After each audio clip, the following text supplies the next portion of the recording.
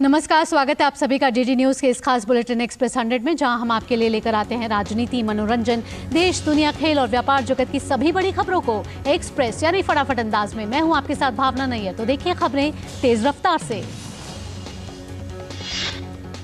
प्रधानमंत्री नरेंद्र मोदी द्वारका सेक्टर 10 के डीडीए मैदान में द्वारका श्री रामलीला सोसाइटी की ओर से आयोजित कार्यक्रम में शामिल हुए। रामलीला कमेटी से जुड़े लोगों ने पीएम मोदी का स्वागत किया। पीएम ने रामलीला के मंचन में हिस्सा लेने वाले कलाकारों का भी तिलक लगाकर अभिनंदन किया। पीएम ने कहा कि भगवान राम की जन्मभूमि पर बन रहा मंदिर सदियों की प्रतीक्षा के बाद हम भारतीयों के धैर्य को मिली विजय का प्रतीक है। पीएम ने कहा राम की विजय का पर्व राष्ट्रभक्ति का पर्व बनता चाहिए। उन्होंने कहा कि अयोध्या में रामलला जल्द ही विराजमान होने वाले हैं और उनके आगमन से पहले ही देश में शुभ संकेत दिखाई देने लगे हैं। पीएम ने कहा कि विजयदशमी के अवसर पर सिर्फ रावण के पुतले का दहन ना हो, बल्कि जातिवाद और क्षेत्रवाद की विकृति का भी दहन हो। उन्होंने देशवासियों से आज के समय में ज्यादा सतर्क रहने की बात भी कही। उधर राष्ट्रपति द्रौपदी मुर्मू दिल्ली के लाल किला में आयोजित दशहरा समारोह में शामिल हुई। राष्ट्रपति ने यहां रावण दहन कार्यक्रम में भी हिस्सा लिया। इस अवसर पर राष्ट्रपति द्रौपदी मुर्मू ने कहा कि दशहरे का पर्व हमारे महान राष्ट्र के साझा मूल्य को दर्शाता है। उन्होंने कहा कि ये पर्व समाज में सच्चाई, नैतिकता और मर्यादापूर्ण व्यवहार को अपनाने की प्रेरणा भी देता है। अंतर्राष्ट्रीय कुल्लू दशहरे का हुआ आगाज। भगवान रघुनाथ जी के शोभा यात्रा के साथ हुई शुरुआत। हिमाचल की संस्कृति और परंपरा की दृष्टिकोण से बेहद अहम है कुल्लू दशहरा। मेले में उमड़ी श्रद्धालुओं की भीड़। मध्य प्रदेश के मुख्यमंत्री शिवराज सिंह चौहान ने भोपाल में विजयदशमी के अवसर पर दशहरा मैदान में रावण दहन कार्यक्रम में हिस्सा लिया। केंद्रीय मंत्री अनुराग ठाकुर हिमाचल प्रदेश के हमीरपुर में विजयदशमी समारोह में शामिल हुए। देहरादून के उत्तराखंड के मुख्यमंत्री पुष्कर सिंह धामी विजयदशमी के अवसर पर परेड ग्राउंड में आयोजित रावण दहन में शामिल हुए। महाराष्ट्र के मुख्यमंत्री एकनाथ शिंदे की मौजूदगी में मुंबई के आजाद मैदान में रावण दहन किया गया। विजयदशमी के मौके पर दिल्ली के लाल किला मैदान में लव कुश रामलीला कमेटी द्वारा रावण वध के दृश्य का मंचन किया गया। रामलीला में दिल्ली के उपराज्यपाल विनय कुमार शामिल हुए। भाजपा दिल्ली अध्यक्ष वीरेंद्र सचदेवा आईपी पार्क में विजयदशमी समारोह में शामिल हुए। कांग्रेस नेता दिग्विजय सिंह ने भोपाल के टीटी नगर दशहरा मैदान में विजयदशमी के अवसर पर रावण दहन कार्यक्रम में वे शामिल हुए। विजयदशमी के अवसर पर असम के कामरूप जिले में 150 फीट ऊंचे रावण के पुतले का दहन किया गया। विजयदशमी के अवसर पर मध्य प्रदेश के इंदौर में 111 फीट ऊंचे रावण के पुतले का दहन किया गया। एक देश एक चुनाव पर दिल्ली में आज एक अहम बैठक होने जा रही है। पूर्व राष्ट्रपति रामनाथ कोविंद की अगुवाई में बनी समिति की ये दूसरी बैठक होगी। कहा जा रहा है कि समिति आज लॉ कमीशन को रोडमैप शेयर करेगी, जिसमें एक साथ चुनाव कराए जाने को लेकर विचार शामिल होंगे। गुजरात के अहमदाबाद में राष्ट्रीय जनजातीय महोत्सव का आयोजन किया जा रहा है। इस अवसर पर केंद्रीय जनजातीय कार्य मंत्री अर्जुन मुंडा आजादी महोत्सव का उद्घाटन करेंगे। जनजातीय कार्य मंत्रालय के ट्राइफेड द्वारा आयोजित राष्ट्रीय जनजातीय महोत्सव 25 अक्टूबर से 3 नवंबर तक वस्त्रापुर में के अहमदाबाद हाट में चलेगा। इसमें भारत की जनजातीय संस्कृति, शिल्प कला, खाना और आर्थिक प्रयासों के अलग अलग तरीकों को झलकाने के लिए कुल 100 से अधिक स्टॉल लगाए जाएंगे। रियाद में फ्यूचर इन्वेस्टमेंट इनिशिएटिव के 7वें संस्करण में भाग लेने के लिए वाणिज्य मंत्री पीयूष गोयल सऊदी अरब में हैं और आज उनकी यात्रा का अंतिम दिन है, जहां वो कई बैठकों में हिस्सा लेंगे। पहले दिन फ्यूचर इन्वेस्टमेंट इनिशिएटिव सम्मेलन के पहले सत्र को पीयूष गोयल ने संबोधित किया। उन्होंने देश में विकास और समृद्धि के लिए निवेश के नए रास्तों पर अपने विचार रखे। पीयूष गोयल ने सकारात्मक वैश्विक प्रभाव पैदा करने पर भी जोर दिया। अपने दौरे के दौरान पीयूष गोयल ने विश्व बैंक के अध्यक्ष अजय बंगा से मुलाकात की। पीयूष गोयल ने अपने सोशल मीडिया पोस्ट में बंगा की मुलाकात की तस्वीरों को भी साझा किया। केंद्रीय स्वास्थ्य और परिवार कल्याण मंत्रालय डॉक्टर मनसुख मांडविया आज नजफगढ़ में ग्रामीण स्वास्थ्य प्रशिक्षण केंद्र का उद्घाटन करेंगे। केंद्रीय शिक्षा मंत्री धर्मेंद्र प्रधान हरियाणा के मुख्यमंत्री मनोहर लाल खट्टर के साथ हरियाणा के रोहतक में पीएम श्री स्कूलों के लिए आईटी प्रयोगशालाओं का उद्घाटन करेंगे। केंद्र सरकार ने जम्मू कश्मीर में गैर कानूनी गतिविधियां निवारण न्यायाधिकरण का गठन किया है। यह Jammu Kashmir democratic freedom party JKDFP को गैर कानूनी घोषित करने के विषय पर निर्णय लेगा। केंद्रीय गृह मंत्रालय ने इस महीने की 5 तारीख को JKDFP को गैर कानूनी संगठन घोषित किया था। मंत्रालय ने एक अधिसूचना में कहा कि न्यायाधिकरण में दिल्ली उच्च न्यायालय के न्यायाधीश न्यायमूर्ति सचिव दत्ता शामिल हैं। केंद्रीय विज्ञान और प्रौद्योगिकी मंत्री डॉक्टर जितेंद्र सिंह ने हैदराबाद में स्काई रूट के नए कार्यालय परिसर का उद्घाटन किया। डॉक्टर जितेंद्र सिंह ने इस अवसर पर स्काई रूट के विक्रम 1 रॉकेट का अनावरण किया और परिसर में विभिन्न सुविधाओं का दौरा किया। जितेंद्र सिंह ने कहा कि सरकार के प्रयासों से देश में अंतरिक्ष क्षेत्र में स्टार्टअप की संख्या में तेजी से वृद्धि हो रही है। क्षेत्र में स्टार्टअप की संख्या बढ़कर 150 से अधिक हो गई है। 4 वर्ष पहले ये इकाई अंक में थी। केंद्रीय विज्ञान और प्रौद्योगिकी मंत्री डॉक्टर जितेंद्र सिंह ने कहा कि अनुसंधान नेशनल रिसर्च फाउंडेशन वैज्ञानिक अनुसंधान की दिशा में सार्वजनिक निजी भागीदारी का मार्ग प्रशस्त करेगा और देश को विकसित देशों की श्रेणी में लाएगा। केंद्रीय IT मंत्री अश्विनी वैष्णव ने कहा कि नेशनल इन्फॉर्मेटिक्स सेंटर भाजपा सांसद निशिकांत दुबे द्वारा TMC सांसद महुआ मोइत्रा के खिलाफ लगाए गए आरोपों की जांच में संसद की लोकाचार समिति को पूर्ण सहयोग देगा। अश्विनी वैष्णव के पत्र को X पर शेयर करते हुए निशिकांत दुबे ने लिखा कि यह धर्म युद्ध की शुरुआत है।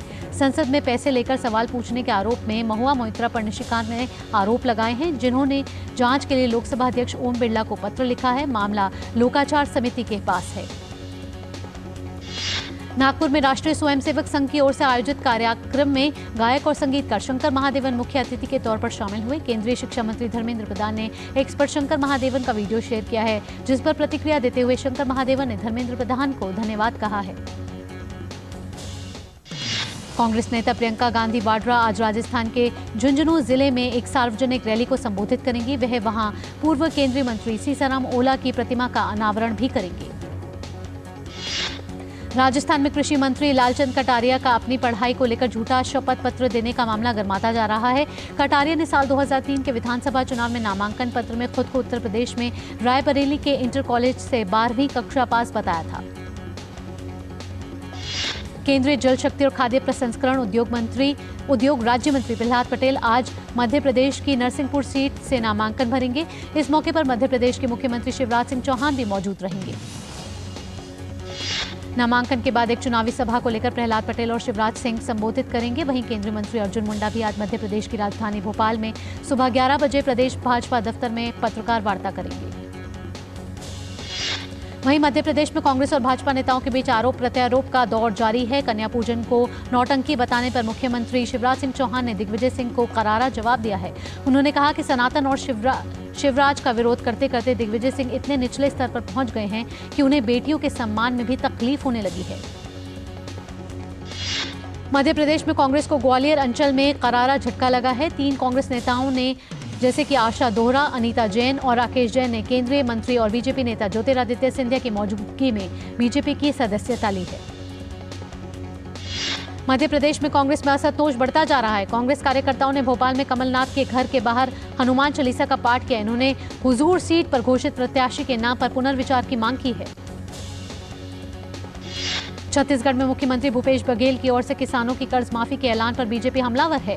पूर्व मुख्यमंत्री रमन सिंह ने पूछा कि पूर्ण कर्ज माफी के धोखे से 2018 में सरकार बनाने वाली इस किसान विरोधी सरकार ने फिर ऐसा क्या किया कि किसान फिर कर्जदार हो गए।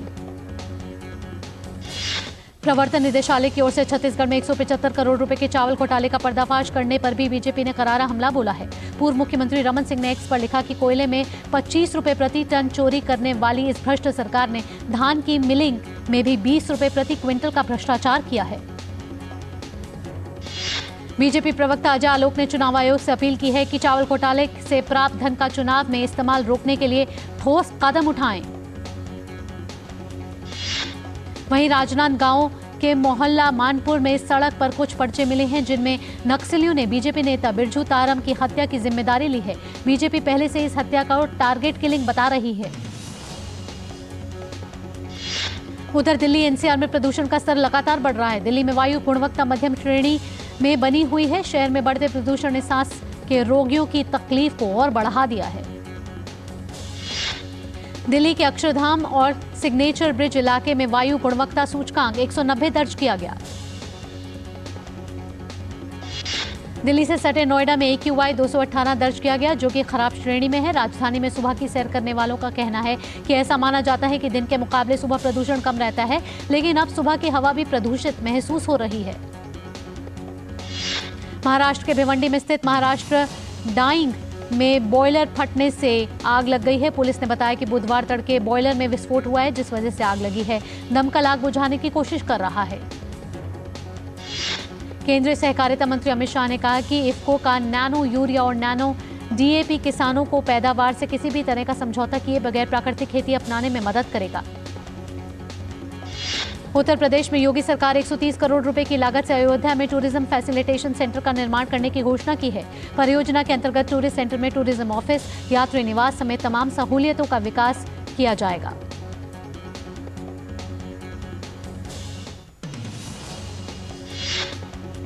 और बुलेटिन में वक्त हो चला एक छोटे से ब्रेक का। ब्रेक के बाद भी एक्सप्रेस 100 पर फटाफट खबरों का सिलसिला यूं ही जारी रहेगा। साल, बरस और सदी नहीं, एक युग गुजर जाएगा। उम्र न पूछो वंडर की, जब फर्क नजर आएगा। वंडर सीमेंट, फर्क नजर आएगा। Think IIT, think Vidya Mandir, think IIT, think Vidya Mandir, think IIT, think Vidya मंदिर। अब क्या देख रहे हो पापा? तुम कहते हो ना कि स्टॉक मार्केट में बहुत सोच समझकर इन्वेस्ट करना चाहिए। बस थोड़ा सा ज्ञान ले रहा हूं। किससे? हर एक स्टॉक्स एक्सपर्ट है, मस्त एजुकेशनल वीडियोस बनाता है और अच्छी इन्वेस्टमेंट की टिप्स भी देता है। पापा इन वीडियोस पे ना जाएं, अपना रिसर्च खुद करें या सेबी रजिस्टर्ड इन्वेस्टमेंट एडवाइजर से संपर्क करें। एजुकेशन के नाम पर कुछ इन्फ्लुएंसर्स अक्सर इन्वेस्टर को मिसगाइड करते हैं, नुकसान आपका होगा। सोच कर, समझ कर, इन्वेस्ट कर।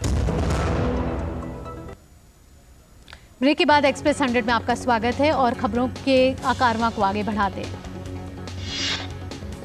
नेशनल स्टॉक एक्सचेंज की अनुषंगी NSE इंडिसेस ने पूर्व नौकरशाह दक्षिता दास को स्वतंत्र निदेशक के रूप में अपने बोर्ड में शामिल किया है। खेलकूद के सामान बनाने वाली कंपनी एसिक्स इंडिया का वित्त वर्ष 2022-23 में लाभ 37.7% बढ़कर 55.1 करोड़ रुपए हो गया है। कंपनी ने एक बयान में इस बात की जानकारी दी है।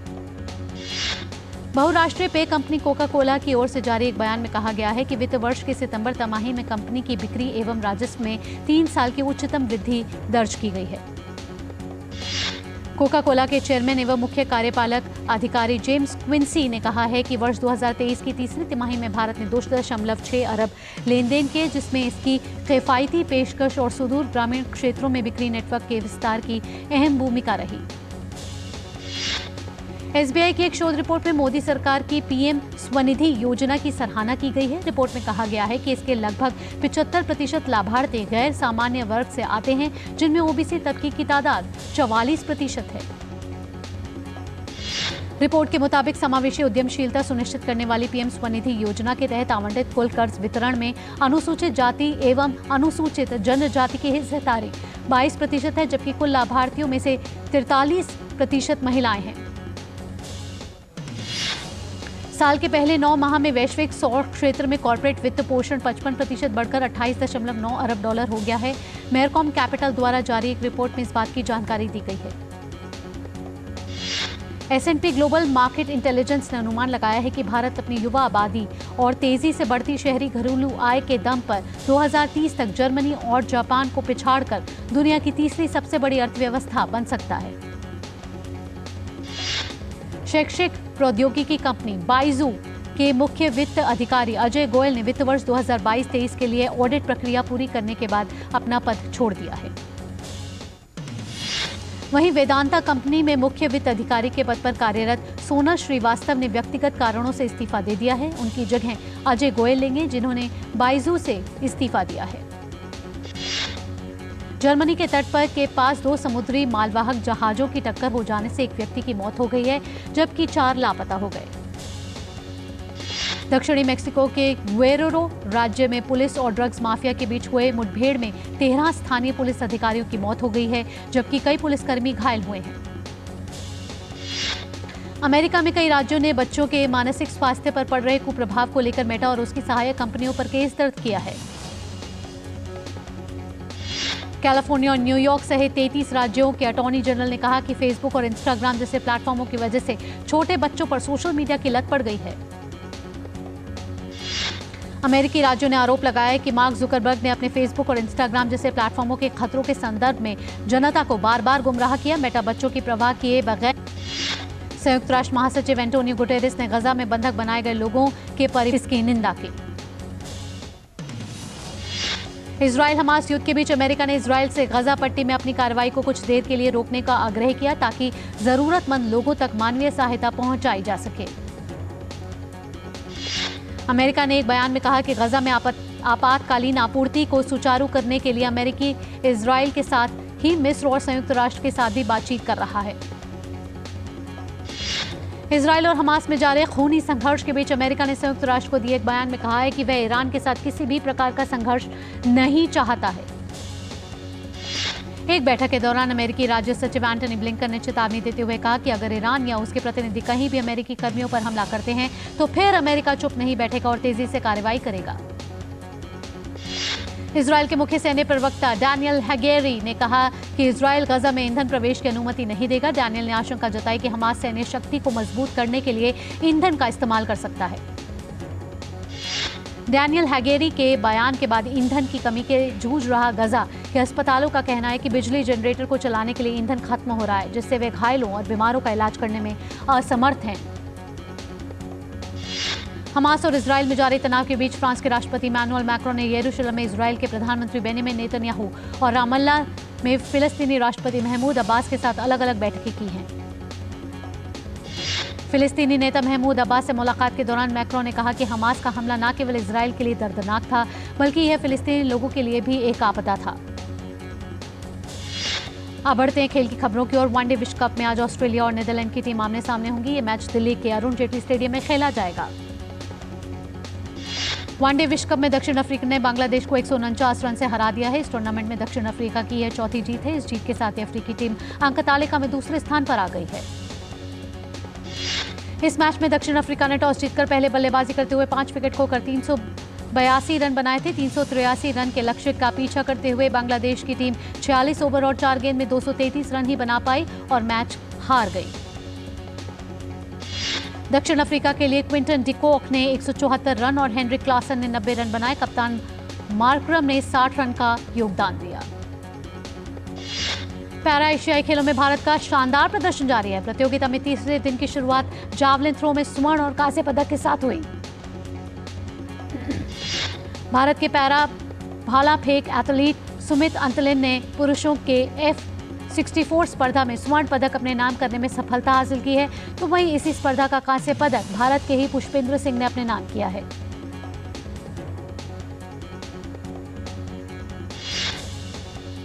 और वक्त हो चला एक तरह से ब्रेक का। ब्रेक के बाद भी एक्सप्रेस 100 पर खबरों का सिलसिला यूं ही जारी रहेगा। साल बरस और सदी नहीं, एक युग गुजर जाएगा। उम्र न पूछो वंडर की, जब फर्क नजर आएगा। वंडर सीमेंट, फर्क नजर आएगा। Think IIT, Think Vidya Mandir. Think IIT. Think Vidya Mandir, think IIT.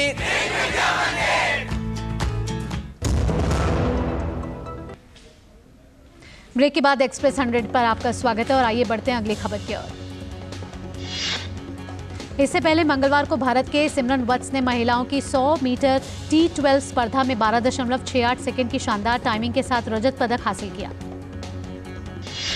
Bharat के पैरा एथलीट मकानहल्ली शंकरप्पा शरथ ने पुरुषों की 5000 मीटर T13 दौड़ में शानदार प्रदर्शन करते हुए स्वर्ण पदक पर हासिल किया। भारत के शॉटपुट पैरा खिलाड़ी रवि रोंगाली ने पुरुषों की F40 स्पर्धा में रजत पदक जीतने में सफलता पाई है। रवि ने 9.92 मीटर थ्रो के साथ यह पदक अपने नाम किया है। निशानेबाजी में पुरुषों की 10 मीटर एयर पिस्टल SH1 स्पर्धा में भारत ने 2 पदक जीतने में सफलता पाई है। रुद्रांश खंडेलवाल ने रजत पदक जबकि मनीष नरवाल ने कांस्य पदक जीता है। अंडर 23 विश्व कुश्ती चैंपियनशिप में भारत के नवीन ने कांस्य पदक जीत लिया है। नवीन ने प्रतियोगिता के 74 किलोग्राम फ्री स्टाइल वर्ग में मोल्डोवा के खिलाड़ी को हराया है। भारत की महिला निशानेबाज सैन्यम ने एशियन जूनियर निशानेबाजी चैंपियनशिप में स्वर्ण पदक जीत लिया है। सैन्यम ने 10 मीटर एयर पिस्टल व्यक्तिगत स्पर्धा में स्वर्ण पर निशाना साधा। निशानेबाज सरबजोत सिंह ने कोरिया के चांगवोन में चल रहे एशियाई निशानेबाजी चैंपियनशिप में पुरुषों की 10 मीटर एयर पिस्टल में कांस्य पदक अपने नाम किया है। इसके साथ ही उन्होंने पेरिस ओलंपिक का कोटा भी पक्का कर लिया है। सरबजोत तीसरे स्थान पर रहते हुए भारत के लिए निशानेबाजी में 8वां ओलंपिक कोटा हासिल करने में सफल रहे। चैंपियंस लीग के ग्रुप ए में मैनचेस्टर यूनाइटेड ने FC कोपरहेगन को 1-0 से हरा दिया है। चैंपियंस लीग में खेले गए एक अन्य ग्रुप मैच में रियल मैड्रिड ने स्पोर्टिंग ब्रेगा को 2-1 के अंतर से हरा दिया। और अब फिल्म जगत से जुड़ी खबरें। सिने दर्शकों के बीच हिंदुस्तानी भाव के नाम से प्रचलित अभिनेता और पूर्व पत्रकार विकास फाटक जल्द ही एक वेब शो अनसुनी को होस्ट करते नजर आएंगे। राष्ट्रीय स्वयंसेवक संघ के 100 साल की यात्रा को अनूठे ढंग से दर्शकों तक पहुंचाने के लिए 6 राष्ट्रीय पुरस्कार विजेता निर्देशक साथ आए हैं। इन्होंने संघ की गाथा को बयां करने के लिए वेब शो एक राष्ट्र के निर्माण की घोषणा की है। रजनीकांत की फिल्म जेलर में खूंखार विलन की भूमिका निभाने वाले अभिनेता विनायक को केरल के एक पुलिस स्टेशन में नशे की हालत में हंगामा करने के आरोप में गिरफ्तार कर लिया गया है। बॉलीवुड अभिनेत्री कंगना रनौत विजयदशमी के अवसर पर दिल्ली की प्रसिद्ध लव कुश रामलीला में रावण दहन के लिए पहुंची। इस दौरान कंगना रावण दहन कार्यक्रम में भी शामिल हुई। इस आयोजन के 50 साल के इतिहास में ऐसा करने वाली वे पहली महिला हैं। अभिनेता चिरंजीवी की आगामी फिल्म मेगा 156 का पूजा समारोह के साथ शुभारंभ हो गया है। इस फैंटेसी एंटरटेनर फिल्म का निर्देशन विशिष्ट ने किया है। निर्देशक दिग्पाल लांजेकर ने अपनी आगामी फिल्म मुक्ताई की घोषणा कर दी है। ये फिल्म 2 असाधारण संतों संत ज्ञानेश्वर और संत मुक्ताई पर आधारित है। फिल्म अगले साल जून में रिलीज होगी। अभिनेता तेजा सज्जा की सुपर हीरो वाली आगामी फिल्म हनुमान का नया पोस्टर जारी किया गया है। ये फिल्म अगले साल 12 जनवरी को रिलीज होगी। अभिनेता आदिल खान की आगामी फिल्म दशमी का मोशन पोस्टर रिलीज हो गया है। ये फिल्म अगले साल 12 जनवरी को रिलीज की जाएगी। भगवान राम की भूमिका से प्रसिद्ध हुए अभिनेता अरुण गोविल अपनी अपकमिंग फिल्म नोटिस की शूटिंग के लिए आखिरी दिन चोटिल हो गए हैं। हालांकि इसके बावजूद उन्होंने अपने सभी बचे हुए शॉट को पूरा किया। फिल्म मेकर विवेक रंजन अग्निहोत्री अब महाभारत से प्रेरित आधुनिक युग की एक कहानी को छूने जा रहे हैं। उनकी इस अपकमिंग फिल्म का नाम उन्होंने पर्व रखा है। और एक्सप्रेस 100 में फिलहाल इतना ही। अगला कार्यक्रम आप देखेंगे इकोनॉमी टुडे। फिलहाल मुझे और हमारी टीम को दीजिए इजाजत। नमस्कार।